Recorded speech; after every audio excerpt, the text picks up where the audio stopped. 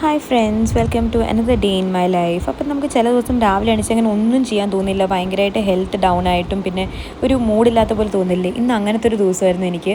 എന്തൊക്കെ ചെയ്തിട്ടും ഓഫീസിൽ പോകാനുള്ള ഒരു മൂഡും ഉണ്ടായിരുന്നില്ല. പക്ഷെ എന്നാലും വിചാരിച്ചു പോയല്ലേ പറ്റുള്ളൂ. അപ്പോൾ രാവിലെ എണീച്ച് കുറച്ചെൻ്റെ മോർണിംഗ് റൂട്ടീനെല്ലാം കഴിഞ്ഞ് പിന്നെ ടിഫിനെല്ലാം ഉണ്ടാക്കി ഞാൻ നേരെ ഓഫീസിലേക്ക് കുളിച്ച് റെഡിയായി ഇറങ്ങി കേട്ടോ. അപ്പോൾ ഓഫീസിലേക്ക് എത്തണമെങ്കിൽ എനിക്ക് പിന്നെ ട്രെയിൻ, മെട്രോ, ബസ് ഇതൊക്കെ പിടിച്ചിട്ട് വേണ്ടേ പോകാൻ. അപ്പോൾ അതിനുവേണ്ടി എനിക്ക് കിട്ടാവുന്നതിൽ വെച്ച് ഏറ്റവും കംഫർട്ടബിൾ ആയിട്ടുള്ള ഡ്രസ്സ് തപ്പിയിട്ടാണ് ഇന്ന് ഞാൻ പുറത്തെടുത്തത്. കാരണം അത്രയും അൺകംഫർട്ടബിളായിട്ട് തോന്നുന്ന ഒരു ദിവസങ്ങളിൽ ഒന്നായിരുന്നു ഇത് മിക്കവാറും ചിലപ്പോൾ എന്താ പറയുക, മന്ത്ലി പീരീഡ്സ് ഒക്കെ എടുക്കുന്ന സമയത്തുള്ള ഒരു ഫീലിംഗ് അതാണെന്നാണ് എൻ്റെ തോന്നൽ. പോണ വഴിക്ക് ഞാൻ 7-Eleven കുറച്ച് സ്വീറ്റായിട്ട് മഫിൻ മേടിച്ചിട്ടുണ്ടായിരുന്നല്ലോ. കാരണം എനിക്ക് ഇന്ന് ഭയങ്കരമായിട്ട് സ്വീറ്റ് കഴിക്കാനുള്ള ക്രേവിംഗ് ആയിരുന്നു ഉണ്ടായിരുന്നത്. വേറെ ഒന്നും കഴിക്കാൻ തോന്നുന്നുണ്ടായിരുന്നു, പക്ഷേ കുറച്ച് മധുരം കഴിക്കാൻ തോന്നി. അപ്പോൾ പിന്നെ കുറച്ച് മധുരം എല്ലാം കഴിച്ച് പിന്നെ ഓഫീസിൽ ജോലിയെല്ലാം കണ്ടിന്യൂ ചെയ്ത് പിന്നെ കുറച്ച് ലഞ്ചെല്ലാം ചെയ്തു.